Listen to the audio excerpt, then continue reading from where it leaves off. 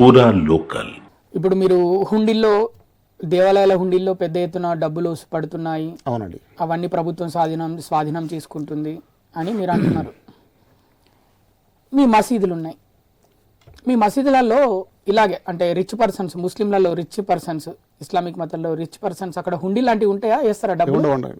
మరి ఎలా వస్తాయి మరి మీ మసీదులకు డబ్బులు? అంటే ఇవన్నీ ఎలా నడిపిస్తారు వీటన్నిటిని?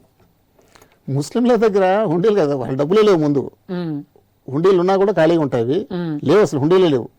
మరి హుండీ లేకుండా మరి చాలా ఏరియాల్లో మసీదులు కడతారు, మరి వీటన్నిటిని ఎట్లా సొంత డబ్బులు వేసుకొని సొంత డబ్బులు వేసుకొని చేస్తారండి. ఒక మసీదు కట్టాలంటే అందరూ చందాలు వేసుకుంటారండి అంతే. ఎవరు పెద్దవాళ్ళు ఎవరు హెల్ప్ చేయరా? హెల్ప్ చేయడం అంటే ఎవరు కొద్దిగా రిచ్ గా ఉన్న వాళ్ళు ఎక్కువ ఇస్తారు, మామూలుగా ఉన్న వాళ్ళు తక్కువ ఇస్తారు.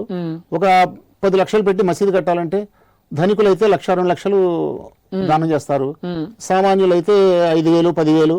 మరి మసీదు మెయింటెనెన్స్ ఎలా నడుస్తుంది? దాంట్లో జీతాలు ఎలా ఇస్తారు? అది మెయింటెనెన్స్ అంటే ముఖ్యంగా అక్కడ ఇమాం గారు అని ఒక ఆయన ఉంటారు, ఆయన మన పూజారి అని చెప్పేసి ఎలా అంటాము. ఆయన ప్రార్థన చేసి నమాజ్ చేస్తారు, ఆయన పిల్లలకి చదువు అది కూడా చెప్తాడు అక్కడ. ఆ రకంగా అక్కడ ఆ మస్జిద్ చుట్టుపక్కల ఉన్న వాళ్ళు ఎవరైతే డిపెండెంట్స్ ఉన్నారో వాళ్ళు మంత్లీ ఇంతని ఇస్తారండి.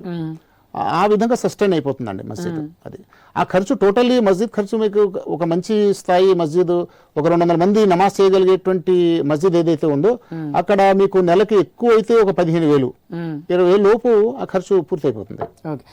ఇప్పుడు అంటే ఒక మిమ్మల్ని అనడం కాదు, మసీదు ముంగట అని కాదు, హిందూ దేవాలయాల ముందు కూడా కొంతమంది భిక్షాటన చేస్తారు, అట్లనే మసీదుల ముందు కూడా భిక్షాటన చేస్తారు.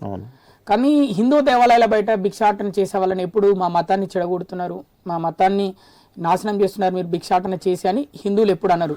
కానీ మసీదుల ముందు భిక్షాటన చేసే వాళ్ళని మీ ముస్లింలు కొంతమంది అంటారు, వాళ్ళని మా ముస్లింల పేరు నాశనం చేస్తున్నారు, ముస్లిమో కా నామ్ ఖరాబ్ కర్ రహే తుమ్ లోగా ఐసా పూచ్ పూచ్కే పైసా పూచ్కే ఇట్లా భిక్షాటన చేసుకుంటూ అని అంటారు. ఎందుకు కారణం అంటే వాళ్ళు ముస్లింలు కాని వాళ్ళనా?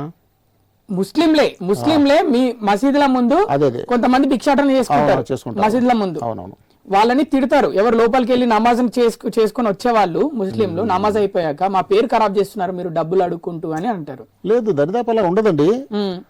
ఒకటి ఎవరైనా వారు అంగవైకల్యం గాని ఇతర బలహీనతలుండి సంపాదన సామర్థ్యం లేనప్పుడు వాళ్ళు ఎవరైనా అడుక్కుంటే వాళ్ళ సాయం చేయడం జరుగుతుంది.